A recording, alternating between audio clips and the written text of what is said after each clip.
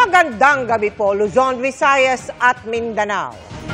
Katakot-takot na pinsala ang iniwan ng bagyong Pepito bago tuluyan lumabas ng bansa, kabilang ang hindi bababa sa 8 patay. Pero sa Catanduanes, kabilang sa bayan ng Panganiban kung saan unang naglandfall ang bagyo nitong weekend, lahat nakaligtas. Gayunman sa pagpasok doon ng GMA Integrated News, tumambad kung paano pinadapa ang mga bahay at establisyamento ng malakas na hangin, ulan at daluyong ng bagyo.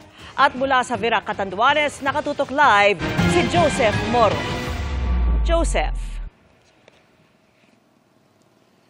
Vicky Emil, bahagya nga lamang umuulan sa mga oras na ito dito sa Catanduanes at itong Catanduanes na ay isa sa mga napuruhan itong si Bagyong Pepito. At noon nga naglandfall ito noong Sabado ng gabi ay para itong puyo na nagpaikot-ikot dito sa probinsya, pero sa kabutihang palad ay walang naitalang casualty dito sa probinsya. Dahil unang tumama sa Catanduanes, tila galit na ibinuhos ng Bagyong Pepito ang inipon nitong tubig mula sa mahabang paglalakbay sa karagatang Pasipiko. Inihampas ang malakas itong hangin sa lahat ng madadaanan na sinabayan pa ng walang tigil na buhos ng ulan.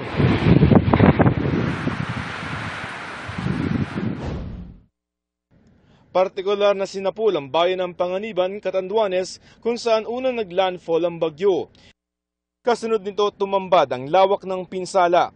Halos 500 bahay ang nawasak. Sa bayan ng Viga, mismong kisame ng emergency operations ng bayan, pinabagsak ng hagupit ni Pepito. Pahirapan din ang pagdaan sa mga kalsada dahil sa baha na hinarangan pa ng mga nagtimbahang puno. Ayun lang. Marami ring bahay ang tuluyang nasira.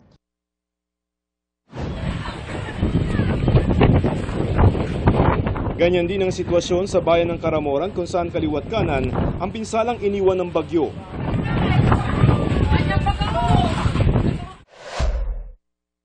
Ang covered court na ito tuluyan ng nawalan ng bubong. Sa bayan ng Bagamanok, hindi rin pinalampas ng hagupit ni Pepito, pati ang police station. Nagtuklapan maging ang bubong ng mga simbahan at covered court sa lakas ng hangin. Sa bayan ng San Andres, habang nagsasagawa ng inspeksyon ng mga pulis, Okay ka lang? Okay lang po. Relax na, kayaan. isang buntis ang tinulungang mga anak sa loob ng kanilang bahay. Agad namang nadala sa ospital ang mag-ina at nasa mabuti na silang kalagayan.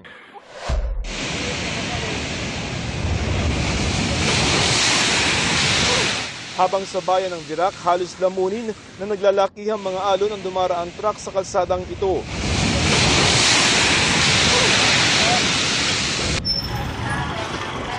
Matapos ang pananalasa ng bagyo, maaga nagsiuwian ng ilang evacuees. Pero may ilang nanatili dahil wala nang mauwian. Yung bahay namin talagang wasak siya, hindi siya napitirahan. Ngayon problema namin yung matitirahan, kaya stay muna kami dito. Nakapanlulumo ang pinsala, pero magkakasama pa ring babangon ng mga Catanduanon dahil ni isang walang nasawi sa isla. Ayon sa Kapitolyo, nakatulong ang preemptive evacuation.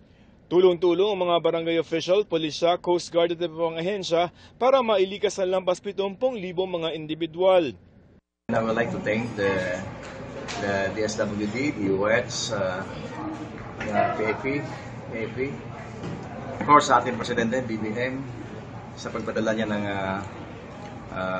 ayuda. Talagang tumulong sila para magkaroon tayo ng sitwasyon. Pero marami pang haharaping hamon, kabilang ang pagbabalik kuryente na matatagalan pa sa dami na nagtumbahang poste at naputol na kawad. Sa Virac na kabisera ng probinsya, posibleng abutin ng 2 linggo bago maayos ang kuryente at uunahin muna ang mga ospital, airport at Kapitolyo. Wala ring signal ang mga telecommunications company kaya may libreng pa-Wi-Fi at charging ang Department of Information and Communications Technology o DICT.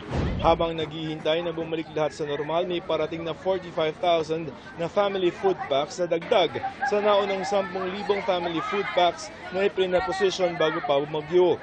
Inihanda na rin ang financial assistance sa mga apektado. Naroon mismo si DSWD Secretary Rex Gatchalian. Nag-usap na kami na Governor, aantayin ko yung listahan mula sa provincial government para mahanda naman ng DSWD yung cash assistance para sa mga nasiraan ng mga tahanan. Parallel to that, nakipag-coordinate na rin kami sa DOLE at sa DSUD kasi may mga request ang province na mag-mobilize ng tupad kasi livelihood din sa tao, pero at the same time makakatulong sila sa recovery effort. Makatutulong din sa pagbangon ng pababalik operasyonan ng Tabaco Port sa Albay kung saan manggagaling ang mga papuntang Catanduanes galing mainland Luzon.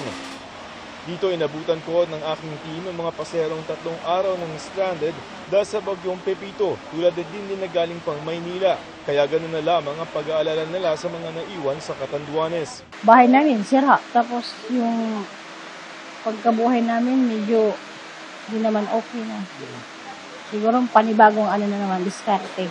Yung kusina namin, na-wash out daw po. Ay, paano? Hindi ko po alam kung paano. Hindi ko alam kung paano.